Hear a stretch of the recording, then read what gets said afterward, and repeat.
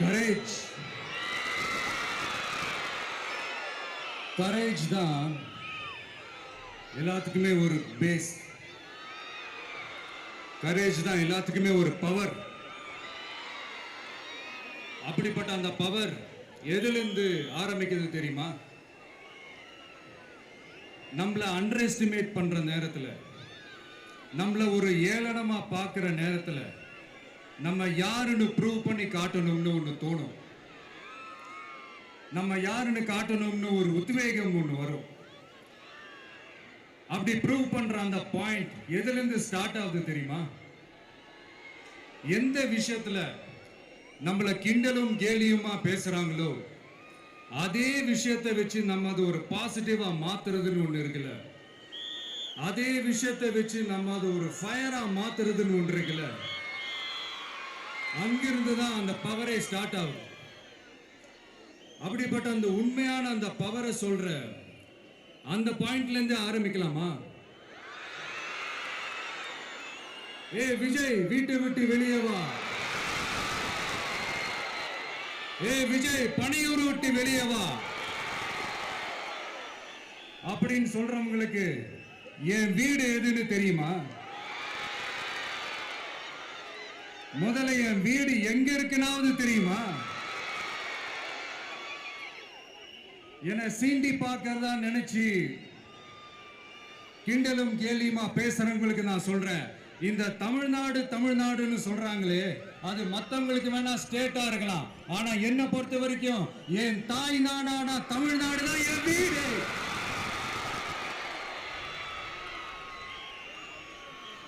என் வீட்டுல மொத்தம் எத்தனை பேர் இருக்காங்க தெரியுமா? 8 கோடி பேர் இருக்காங்க. ஒட்டுமொத்த தமிழ்நாட்டு மக்களும் என் வீட்டு மக்கள், என் குடும்பம், என் உறவு, என் சொந்தம். எனக்கு எல்லாமும் கொடுத்த இந்த 8 கோடி சொந்தங்களுக்கு இனிமே எல்லாமுமா கூட நிக்க போறது இந்த விஜய் மட்டும்தான். தமிழ்நாட்டோட முதல் படை வீரனா, தமிழ்நாட்டோட முதல் பாதுகாவலனா அவங்க கூடவே நிக்கணும்ன்றதுதான் என்னுடைய குறிக்கோள். இன்னைக்கு இந்த விஜய், உங்க விஜய் உங்ககிட்ட ஓட்டு கேட்டு மட்டுமே வரல, உங்ககிட்ட நீதி கேட்டும் வந்திருக்கிற. ஆக்சுவலா உங்களுக்காக நீதி கேட்கறதுக்காக தான் நான் அரசியலுக்கே வந்தேன். ஆனா இன்னைக்கு நான் உங்ககிட்ட நீதி கேட்கறதுக்காக வந்திருக்கிறேன். இந்த விஜய் என்னங்க தப்பு பண்ணா? தன்னை நேசிச்ச தன்னுடைய மக்களுக்காக அரசியலுக்கு வந்தா, அது ஒரு தப்பா?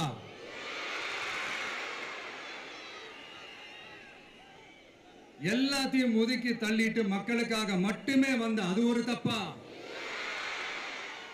இந்த மத்த கட்சிகளுக்கெல்லாம் மாநாடு நடத்துறதுக்கோ பொதுக்கூட்டம் நடத்துறதுக்கோ இல்ல ஹால் ஃபங்க்ஷன்ஸ் நடத்துறதுக்கோ பர்மிஷன் கொடுப்பாங்க, இடம் கொடுப்பாங்க. ஆனா நமக்கு மட்டும் இடம் கொடுக்க மாட்டாங்க, கொடுக்கவும் விட மாட்டாங்க. இது என்னங்க நியாயம்? நான் போய் மக்களை சந்திக்கிறதுக்கோ இல்ல மக்கள் வந்து என்ன சந்திக்கிறதுக்கோ ஒரு உரிய இடமோ இல்ல உரிய பாதுகாப்போ மத்த கட்சிகளுக்கு எல்லாம் கொடுப்பாங்க. ஆனா எனக்கு கொடுக்க மாட்டாங்க, கொடுக்கவும் விட மாட்டாங்க. இது என்னங்க நியாயம்? இந்த SOPs சொல்லுவாங்க, அதனுடைய ஃபுல் ஃபார்ம் வந்து ஸ்டாண்டர்ட் ஆபரேட்டிங் ப்ரொசீஜர். ஆனா எனக்கு மட்டும் அது ஸ்டாலின் சார் ஆபரேட்டிங் ப்ரொசீஜர். இது என்னங்க நியாயம்? இந்த விஜய் உண்மையானவன்றது உங்க எல்லாருக்குமே தெரியும். நமக்கு எதிராக சதி செய்யறது யாரு, நமக்கு எதிராக சூழ்ச்சி செய்யறது யாரு, நமக்கு எதிராக பழி போடுறது யாரு, யாரெல்லாம் ஒன்னா சேர்ந்து இதெல்லாம் செய்யறாங்கன்றது உங்க எல்லாருக்குமே நல்லா தெரியும். அதனால என்னோட சொந்தங்களாகிய உங்ககிட்ட வந்து நான் நீதி கேட்காம வேற யாருக்கிட்ட தான் போய் கேட்பேன்?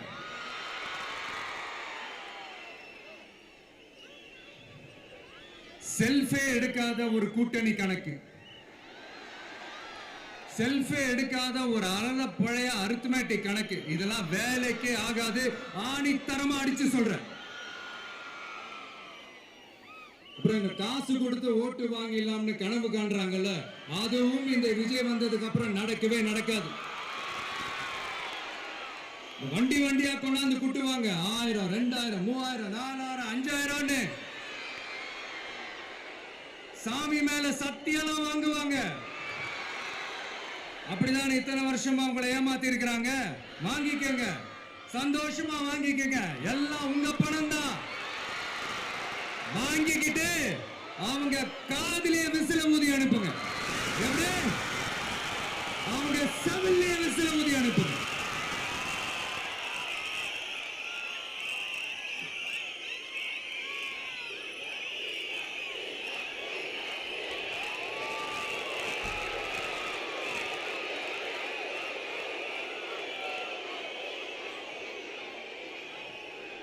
அடுத்து நம்மளுடைய ஜென்சி அடுத்த இளம் தலைமுறையினருக்கும் ஒன்று நான் சொல்லணும்னு நினைக்கிறேன். இந்த பணத்தை கொடுத்து ஏமாத்தி ஓட்டு வாங்குற அந்த கலாச்சாரம் ஒழியணும். பணத்தை கொடுத்து ஏமாத்தினா ஏமாறுவீங்க. உங்களை தான் கேட்கிறேன், பணத்தை கொடுத்து ஏமாத்தினா ஏமாறுவீங்க? எல்லாரும் கொஞ்சம் கையப்படி வைங்களேன் எனக்காக. நான் சொல்றதை கொஞ்சம் ரிப்பீட் பண்ணுங்க. எங்க ஓட்டு எங்க உரிமை. எங்களை யாரும் விலைக்கு வாங்க முடியாது. எங்கள் ஓட்டு விசில் சின்னத்துக்கு தான். வேற யாரையும் நம்பி ஏமாற மாட்டோம். தேங்க்யூ. கேட்டுச்சா சார்?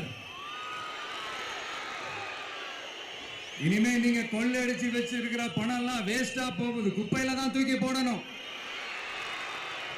உங்களுடைய இந்த ஊழல் ஆட்சியும் மக்கள் குப்பையில தான் தூக்கி போட போறாங்க. அடுத்து ஒவ்வொரு வீட்டில் இருக்கிற என்னுடைய குட்டி நண்பா நண்பீஸுக்கும் ஒன்னு சொல்லணும்னு நினைக்கிறேன். வீட்டில் டிவியில உட்கார்ந்து இந்த பிரச்சார மீட்டிங்லாம் பார்த்துட்டு இருப்பீங்க. உங்களையும் உங்களுடைய ஃபியூச்சரையும் மைண்ட்ல வச்சுக்கிட்டு தான் நாம அரசியலுக்கே வந்திருக்கிறோம். அதனால எனக்காக நீங்க ஒன்று செய்யணும். தொடர்ந்து செஞ்சுக்கிட்டு தான் இருக்கிறீங்க. நான் நிறைய கியூட்டான வீடியோஸ்லாம் நான் பார்க்குறேன். லைக் உங்க அம்மா அப்பா கிட்ட மைக்கை நீட்டி யாருக்கு ஓட்டு போடுவீங்கன்னு கேட்டா பின்னாடி இருந்த அந்த பையன், அம்மா விஜய்னு சொல்லுவா, அப்பா விஜய்னு சொல்லுப்பா அப்படின்னு நிறைய அந்த கியூட்டான வீடியோஸ்லாம் பார்க்குறேன். அதை தொடர்ந்து தயவு செஞ்சு அதை தொடர்ந்து கண்டினியூ பண்ணுங்க. உங்க வீட்டில் இருக்கிற உங்களுடைய அப்பா அம்மா தாத்தா பாட்டி பெரியப்பா பெரியப்பா சித்தி சித்தப்பா அத்தை மாமா ஓட்டு போடுற வயசுல இருக்கிற அண்ணன் அக்கா எல்லாரையும் விசில் சின்னத்துக்கு ஓட்டு போட சொல்லுங்க. விசில் சின்னத்துக்கு ஓட்டு போட வைங்க.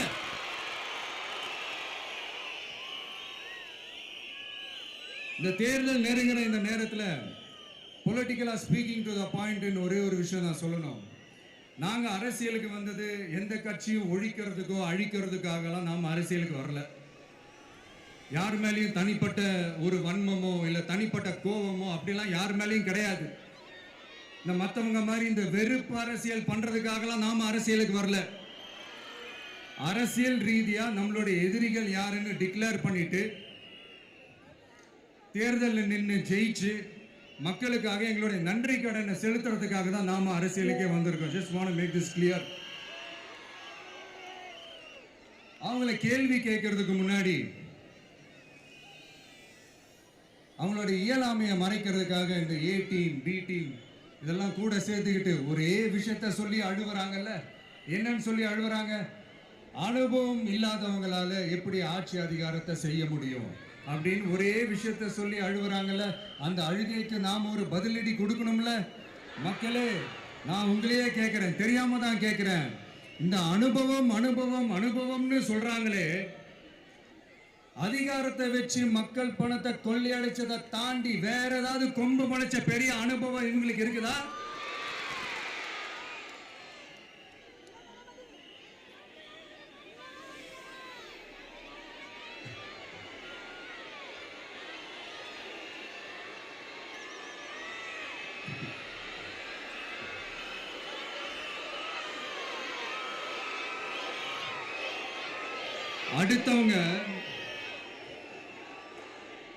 அடுத்தவங்க ஆரம்பிச்ச அரசியல் கட்சியில, அடுத்தவங்களுடைய அட்ரஸ்ல அரசியல்வாதிகளா இருந்துட்டு இருக்கிற இவங்க எல்லாருக்கும் ஒரு சவால்.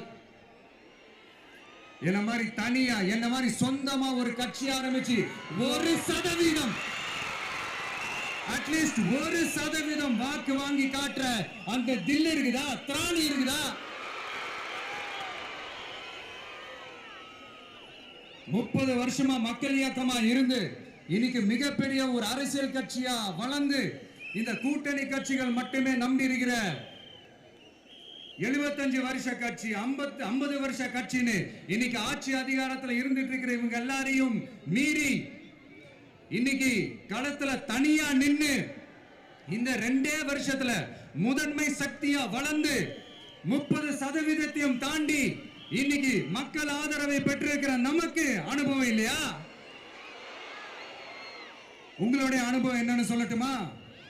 கட்சி ஆரம்பிச்ச அண்ணாவை மறந்தது, கட்சி ஆரம்பிச்ச எம்ஜிஆர் அவர்களை மறந்தது, கட்சியை வளர்த்த ஜெயலலிதா மேடம் அவங்களை மறந்தது. இவங்க எல்லாரும் சொன்ன விஷயங்கள், பேசின விஷயங்கள், எதையெல்லாம் ஃபாலோ பண்ணணும்னு சொன்ன விஷயங்கள் எல்லாத்தையும் மறந்தது. இவங்களுக்கு நமக்கு அனுபவம் இல்லையா? நமக்கு அனுபவம் இல்லதான். கொள்ளை அடிக்கிறதுலாம் எங்களுக்கு அனுபவம் இல்லதான். அதெல்லாம் எங்களுக்கு சுட்டு போட்டாலும் வராது. இந்த கொள்கையை பேருக்கு மட்டும் வச்சுக்கிட்டு நேரடியா சரண்டர் ஆகிறது, மறைமுகமா சரண்டர் ஆகிறது, இந்த மாதிரி அனுபவம் நமக்கு இல்லதான். அதுவும் நமக்கு சுட்டு போட்டாலும் வராது.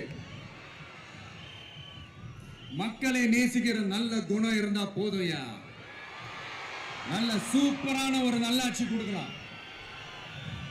நல்லாட்சி கொடுக்கிறதுக்கு மெத்த படிச்ச மேதாவிகளா இருக்கணும்லாம் ஒன்னும் அவசியம் இல்ல. காமராஜர் அவர்கள் மாதிரியோ, எம்ஜிஆர் அவர்கள் மாதிரியோ மக்கள் சக்தியின் துணையால, மக்கள் மேல அக்கறையா இருக்கக்கூடிய நல்ல அதிகாரிகளின் துணையால சூப்பரான ஒரு நல்லாட்சி என்னால கொடுக்க முடியும், செஞ்சு காட்டுறேன்.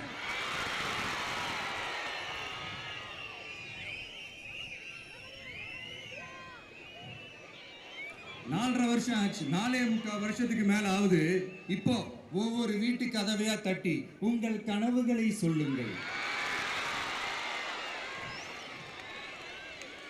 உங்கள் கனவுகளை சொல்லுங்கள், நாங்கள் அதை நிறைவேற்றி காட்டுறோம்.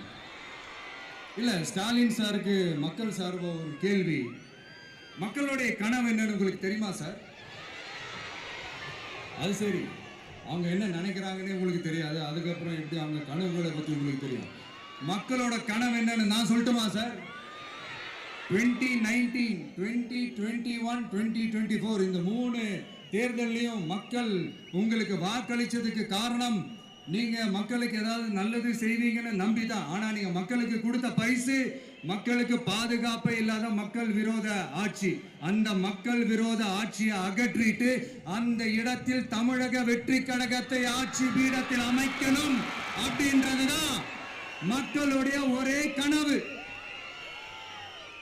இந்த மக்கள் விரோத திமுக அரசை நிலைக்க கூடாது அப்படின்றதுதான் மக்களுடைய ஒரே கனவு. 100% தூய சக்தி டிவிக்கு ஆட்சி அமைக்கும்.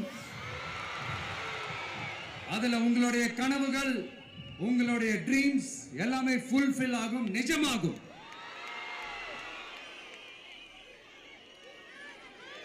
தமிழ்நாடு எப்பவுமே டெல்லிக்கு அவுட் ஆஃப் கண்ட்ரோல் அப்படின்ட்டு ஸ்டாலின் சார் அடிக்கடி சொல்லுவாங்க. ஸ்டாலின் சார் எது எதுலலாம் அவுட் ஆஃப் கண்ட்ரோல் இப்ப நான் கொஞ்சம் சொல்லட்டுமா? முதல்ல சட்டம் ஒழுங்கெல்லாம் அவுட் ஆஃப் கண்ட்ரோல், பெண்கள் பாதுகாப்புல அவுட் ஆஃப் கண்ட்ரோல், இளைஞர்கள் வேலை வாய்ப்புல அவுட் ஆஃப் கண்ட்ரோல், மொத்தத்தில் அவரோட ஆட்சியே ஒரு அவுட் ஆஃப் கண்ட்ரோல். இந்த வருஷம் பிகினிங்ல சட்டசபையில பேசும்போது சொல்றாங்க, மக்கள் எல்லாரும் ரொம்ப மகிழ்ச்சியா இருக்கிறாங்க, அதனால நானும் ரொம்ப மகிழ்ச்சியா இருக்கிறேன் அப்படின்னு. மக்கள் சந்தோஷமா இருக்கிறத பார்க்கறது கூட ஒரு சந்தோஷம் தான் சார், அது யாரும் இல்லைன்னு சொல்லல. அப்படி உண்மையிலேயே மக்கள் உண்மையிலேயே சந்தோஷமா இருக்கிறாங்க அப்படின்னா ஏன் சார் விவசாயிகள் போராட்டம் நடக்குது? ஏன் சார் மீனவர்கள் போராட்டம் நடக்குது? ஏன் தொழிலாளர்கள் போராட்டம் நடக்குது? தூய்மை பணியாளர்கள் போராட்டம் ஏன் நடக்குது?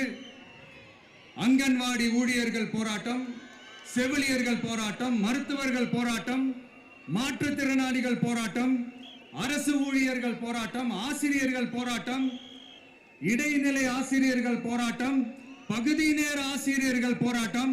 இதெல்லாம் உங்க ஆட்சியில மக்கள் மகிழ்ச்சியா இருக்காங்கன்றதுக்காக நடக்கிற போராட்டமா சார்? எனக்கு தெரிஞ்சு மக்கள் சந்தோஷமா இருக்கிறாங்கன்னா பொங்கல் வச்சு கொண்டாடுவாங்கன்னு கேள்விப்பட்டிருக்கிறேன். உங்க ஆட்சியில தான் போராட்டம் நடத்தி அவங்களுடைய மகிழ்ச்சியை வெளிப்படுத்துறாங்கன்னு நினைக்கிறேன்.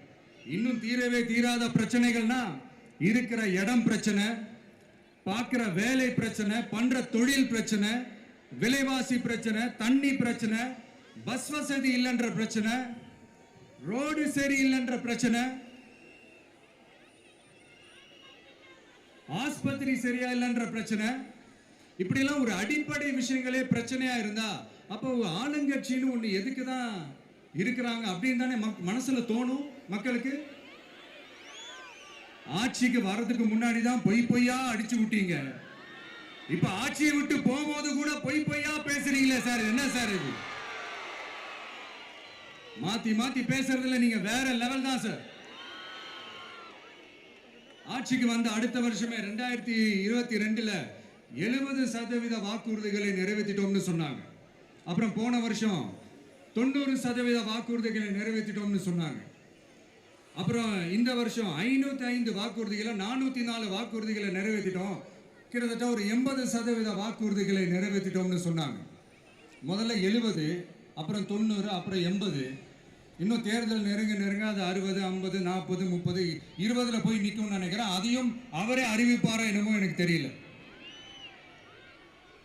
முதல்வர் ஸ்டைல்லையே சொல்லணும்னா, பொய்யிலேயே பிறந்து பொய்யிலேயே வளர்ந்த புலவர் பெருமானே, கொஞ்சம் அத திருத்தி சொல்றேன், புலுகர் பெருமானே.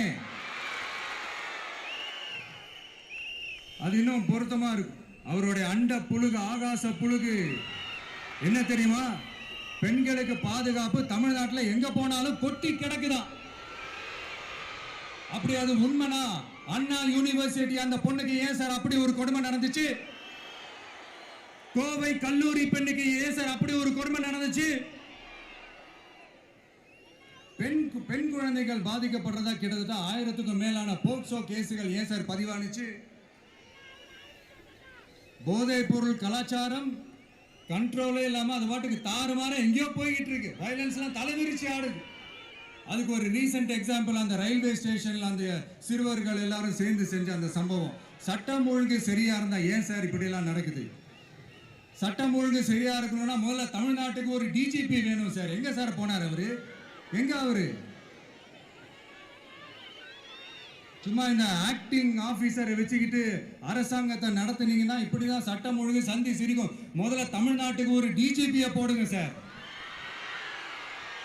அதுக்கப்புறமாச்சும் சட்டம் ஒழுங்கு சரியாகுதான்னு பார்ப்போம். சரிப்பா, கேள்வியா கேட்கறியே, நீ வந்தா என்ன செய்வ அதானே கேட்கறீங்க. கரெக்ட், கேட்கணும். மக்களோட அடிப்படை தேவைகளை தீர்க்கிறது தான் நம்மளுடைய ஃபர்ஸ்ட் வேலையே. அதை தீர்க்கிறதுக்கான அந்த தேடி போறது, அதோட சொல்யூஷனை தேடி போறது தான் நம்மளுடைய ஃபர்ஸ்ட் அஜெண்டாவே. கொஞ்சம் வெயிட் பண்ணுங்க, தேர்தல் அறிக்கை ரெடி ஆயிட்டு இருக்கு. தெளிவான ஒரு தேர்தல் அறிக்கையாவது வரும். என்ன நம்புற உங்களை நான் டிசப்பாயிண்ட் பண்ணவே மாட்டேன்.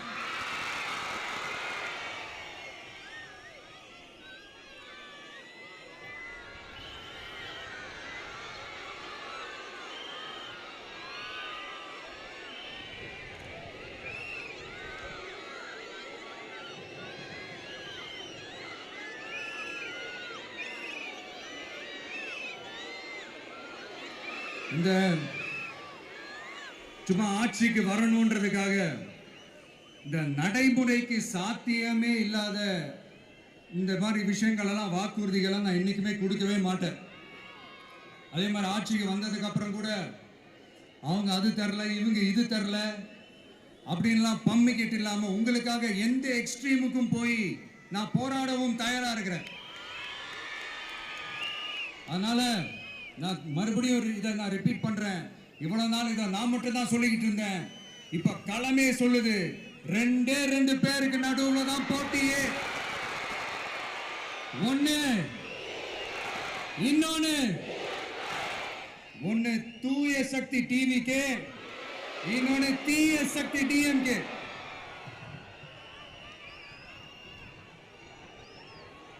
இப்ப நம்ம இந்த எலெக்ஷன் விஷயத்துக்கு வருவோம். விஜய் என்னப்பா இவரை மட்டும் தான் எதிர்க்கிறாரு, இவங்களை எதிர்க்க மாட்டேன்றாரு, அவங்கள பத்தி எதுவுமே சொல்ல மாட்டேங்கிறாரு. இல்ல நான் கேட்கிறேன், இது யாருக்கான எலெக்ஷன்? தமிழ்நாடு சட்டசபைக்கான ஒரு தேர்தல். இப்ப இங்க யார் ஆட்சியில் இருக்கிறா? யாரு பொய்யா வாக்குறுதிகளை கொடுத்து மக்களை ஏமாத்துறது? யாரு மக்கள் விரோத ஆட்சியை நடத்துறது? அப்ப இங்க யாரை அகற்றணும்? இந்த மக்கள் விரோத திமுக அரசை அகற்றணும்னா நம்ம யாரை எதிர்க்கணும்? எதுக்கு தேவையில்லாம பல முறை மக்கள் ஆல்ரெடி டிலீட் பண்ணவங்களை எதுக்கு நம்மளுடைய கான்சென்ட்ரேஷன், நம்மளுடைய டார்கெட் திமுகன்றப்போ டார்க்னஸ் குள்ள எதுக்கு கல்லெறியணும்? இங்க மக்களை விரும்புற விஜய் வேணுமா, இல்ல மக்கள் விரோத ஆட்சி நடத்துற ஸ்டாலின் சார் வேணுமா? அவ்வளவுதான் இந்த தேர்தல். இதுக்கு நடுவுல வேற யாருமே கிடையாது. புரியுதுங்களா உங்களுக்கு? என் நெஞ்சில் குடியிருக்கும் சேலம் மக்களே,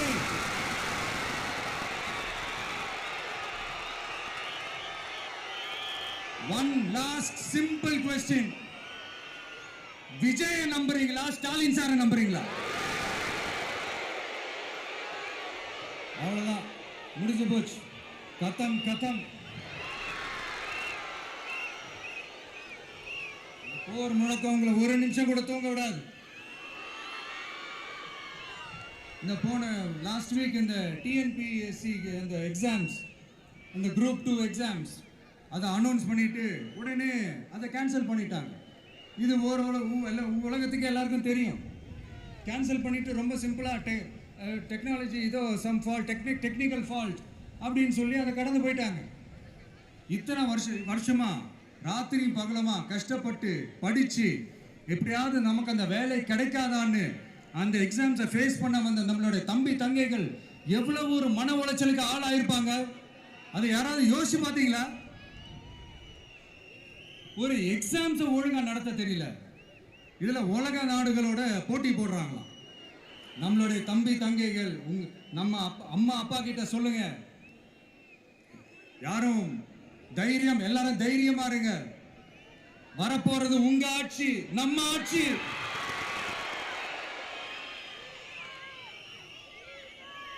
அதனால இந்த மாதிரிலாம் எதுவும் நடக்காம சமூக நீதிக்கான ஒரு நல்ல ஆட்சியை அமைப்போம்.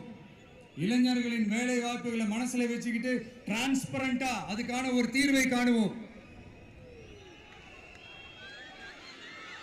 நான் விக்கிரவாண்டி மாநாட்டில் பேசும்போது ஒரு பொலிட்டிக்கல் பாம் ஒன்று சொன்னேன், ஞாபகம் இருக்கா?